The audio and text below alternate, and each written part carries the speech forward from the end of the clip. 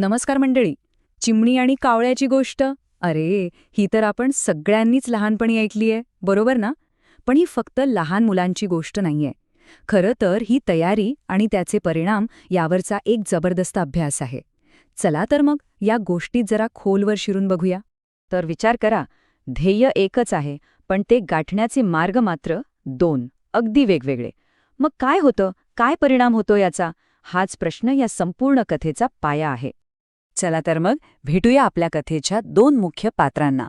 आणि गंमत बघा, दोघांना करायचंय एकच काम, पण त्यांच्या स्वभावात जो जमीन आसमानाचा फरक आहे ना, तोच सगळा खेळ बदलून टाकतो.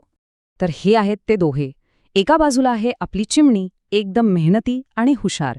आणि दुसऱ्या बाजूला आहे कावळा, नुसता आळशी आणि कामचुकार. म्हणजे एकीकडे दूरदृष्टी आणि दुसरीकडे फक्त आजचा विचार. आणि हाच फरक त्यांच्या कामातून आपल्याला आता स्पष्ट दिसणार आहे. आणि यातली सगळ्यात इंटरेस्टिंग गोष्ट काय आहे माहितीये? स्वभाव कितीही वेगळे असले तरी ध्येय मात्र अगदी सेम टू सेम होतं. दोघांनाही हवं होतं एक सुरक्षित, मजबूत घर. पण मग यश कोणाला मिळालं? ते ठरलं त्यांच्या कामाच्या पद्धतीवरून. इथून पुढेच तर खरी गंमत सुरू होते, कारण आता वेळ आलीये त्यांच्या निवडीची.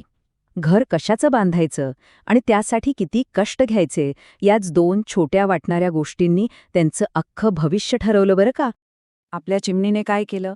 तिने वेळ दिला, खूप मेहनत घेतली आणि विचार करून अगदी विचारपूर्वक आपलं घर मेणाचं बांधलं, एकदम मजबूत आणि टिकाऊ.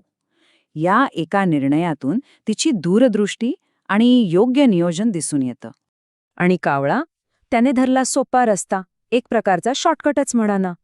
कमीत कमी वेळात, कमीत कमी श्रमात त्याने आपलं घर बांधलं, शेणाचं.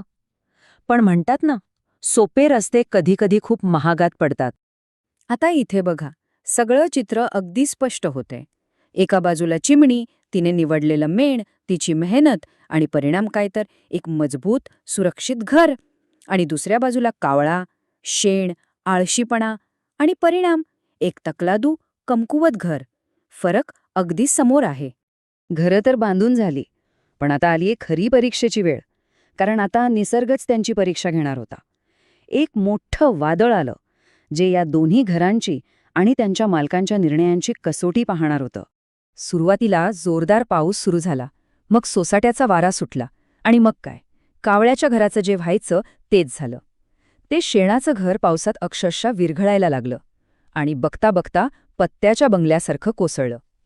त्याच्या आळसाचा परिणाम त्याच्या डोळ्यांदेखत घडत होता. आणि मग तो क्षण येतो जेव्हा केलेल्या चुकीची जाणीव होते. म्हणतात ना, प्रत्येक संकट फक्त नुकसानच करत नाही, तर जाता जाता एक खूप मोठा धडा शिकवून जातं. आता बिचारा कावळा, घर गेलं, आसरा नाही. थंडीने कुडकुडत तो थेट पोचला चिमणीच्या दारावर. आणि काय म्हणाला? चिमणीताई, दार उघड, माझं घर वाहून गेले का पावसात, मला आत घे. त्याची ही विनंती म्हणजे त्याच्या चुकीची, त्याच्या अपयशाची थेट कबुली होती. पण चिमणीने काही लगेच दार उघडलं नाही. ती सावध होती. तिला आधी आपल्या पिलांची काळजी होती, ज्यांच्या सुरक्षेसाठी तिने एवढं मजबूत घर बांधलं होतं. त्यांची जबाबदारी तिच्यावर होती. म्हणून ती म्हणाली, थांब जरा, माझी पिल्लं झोपली आहेत. पण बाहेर थंडीने कुडकुडणाऱ्या कावळ्याची ती अवस्था बघून चिमणीचं मन द्रवलं. तिला त्याची दया आली आणि शेवटी तिने मोठं मन दाखवत दार उघडलं आणि त्याला आपल्या घरात घेतलं.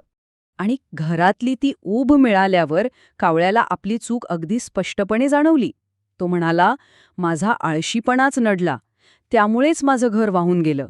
पण पुढच्या वेळी मी नक्की मेहनत करून मजबूत घर बांधीन.